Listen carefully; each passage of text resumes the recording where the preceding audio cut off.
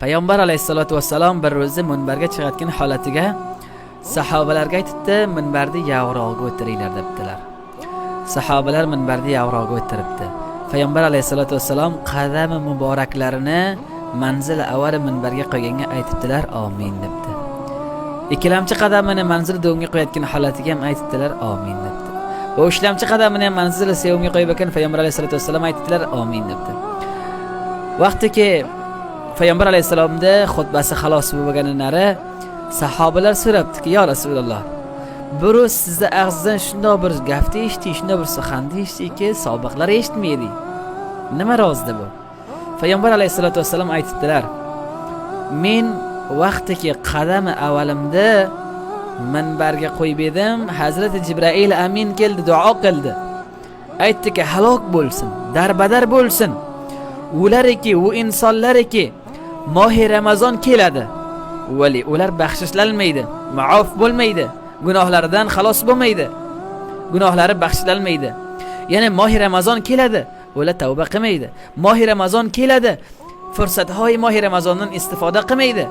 Gunohlaridan, xatohlaridan, ishtibohlaridan maofi tilamaydi, baxsh tilamaydi, tavba qilmaydi, Alloh tarafga ruju qilmaydi, Alloh tarafga qarab harakat qilmaydi. Bu qism insonlarning haqqiga Hazrat Jibril amin duoibat qilgan ekan. Duo qilgan ekan, halok bo'lsin, darbadar bo'lsin. Ularga Mohi Ramazon keladi, vali baxshishlanmaydi. Hazrat Rasululloh sallallohu alayhi vasallam bu duoibatga aytbakan, amin debakan. Va ikkilamchisi Payg'ambar alayhisolatu vassalom aytadilar, ikkilamchi qadamimdagi manzili do'm minbarga qo'yib edim. Hazrat Jibril amin keldi, aytdi, halok bo'lsin, darbadar bo'lsin. Ulariki, "Ya Rasululloh, sizda otiz ularni oldiga tutiladi, vali ular sizga durud bermaydi."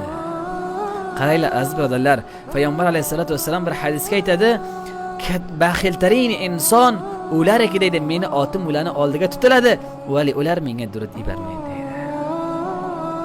Yana bir hadisga aytadilar, har kimki menga bir bor durud bersa, Rasululloh aytadi, Alloh Taolo unga 10 rahmat beradi, 10 durud beradi, 10 gunohini baxshlaydi, 10 darajasini baland qiladi. Subhanalloh. Yana bir hadisga aytadi, har kimki erta tarafdan menga 10 bor va axsham tarafdan menga 10 bor durud bersa, Alloh subhanahu ro'zi qiyomatga men uni unga shafaatini qilaman deydi. Meni shafaatim unga nasib bo'ladi. Aziz birodarlar, fas ko'shish qilaylik, hamisha Rasululloh sallallohu alayhi vasallamga durud bersak. Ko'shish qilaylik, ko'proq Payg'ambar alayhisolatu vassalomga durud beraylik aziz birodarlar. Chunki u g'amxorimiz edi. Bala mushaqqatlarni biz uchun mutahammil bo'lgan edi. Ko'p bala azoblarni, ko'p bala mushkullarga mutahammil bo'lgan edi, giriftor bo'lgan edi. Toinki biz sizlarni najot bersa, toinki biz sizlar kamyob bo'lsak, toinki biz sizlar azobi Parvardigorga giriftor bo'lmasak, u Payg'ambar alayhisalom ediki, biz sizlarga dil so'zi biz edi. U Payg'ambar alayhisolatu vassalom ediki, biz sizlar uchun kafshlari xunbur bo'lgan edi. U Payg'ambar alayhisolatu vassalom ediki, biz sizlar uchun chishoy muboraklarini nima qilib edi? Shahid qilib edi. Kechalar biz uchun yetmaydi.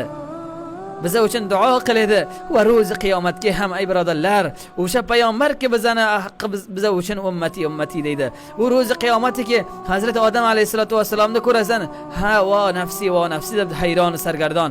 Hamma payg'ambarlarni ko'rasa, hammasi voy qanday bo'lar ekan, voy qanday najot topar ekanman, voy Alloh meni najot bergandan hamma o'z g'amiga, o'z fikriga, va bir tarafdan sado keladiki, va ummati deb payg'ambar alayhisolatu vassalom nima qiladi?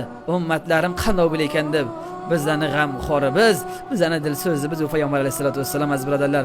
U payg'ambarki har kimki uni ravshidan, uni sunnatlaridan amal qilsa, uni ravshidan harakat qilsa, u inson kamyobdir aziz birodarlar. Fas ko'shish qilaylik, hamma umurimizga Rasululloh sallallohu alayhi vasallamda ulgu qaror berib va hamisha unga durud bersa aziz birodarlar. Va hamchinon Payg'ambar alayhisolatu vassalom aytadilar, qadam davomidagi minbarga qo'yib edim. Hazrat Jibril keldi, aytdi, "Ay payg'ambar Xudo, halok bo'lsin, darbadar bo'lsin. Bu insoniki sizni otingizni eshitadi, va sizga durud bermaydi." Hazrat Rasululloh aytadilar, "Men aytdim, amin" dedi. Va sevimlamchi va ushlamchi qadamimni deydi, minbarga qo'yib edim. Hazrat Jibril aytdilar, "Halok bo'lsin, darbadar bo'lsin. u mardum ulariki, u insonlariki otasi va ham onasi va ham ikkovi qariydi va ular buni jannatga olib o'tmaydi.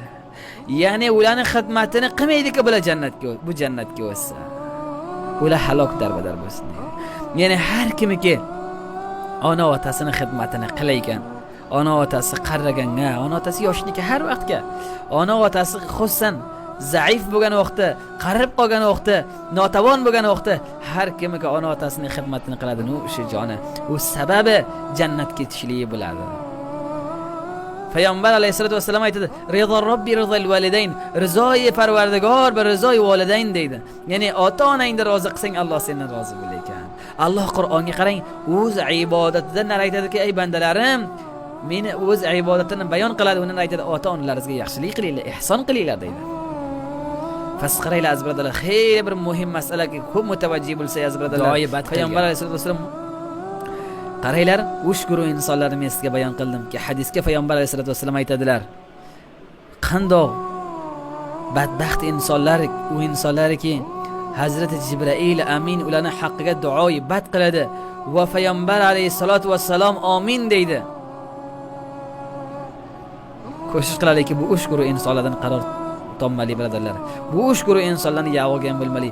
Hamisha ko'shish qilaylikki, fursathoy Mo'hi Ramazondan istifoda qilaylik.